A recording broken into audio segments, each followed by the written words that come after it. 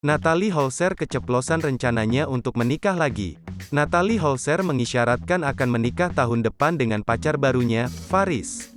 Hal tersebut terungkap saat Natalie Holzer dan kekasih barunya, Faris acara Sweet Daddy.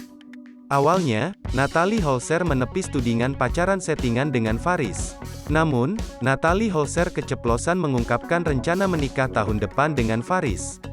Nggak apa-apa, disebut settingan, tulas Natalie, dikutip Tribun News dari YouTube Trans TV, Jumat, tanggal 11 November tahun 2022. Ia lantas melanjutkan kalimatnya dengan berdalih. Mendengar pernyataan Natalie, Denny Cagur selaku host acara Sweet Daddy pun memperingatkan Natalie untuk tak menutupi kabar baik tersebut. Sempat mengaku tak pikirkan pernikahan sebelumnya, Natalie Holzer tampak urung membahas pernikahan meski kini telah kembali ke pelukan mantan kekasihnya 10 tahun lalu, Faris. Alih-alih buru-buru melepas status janda, Natalie Holzer memilih untuk fokus bekerja demi putranya. Mantan istri Sule ini beralasan jika dirinya adalah sosok yang bucin ketika jatuh cinta.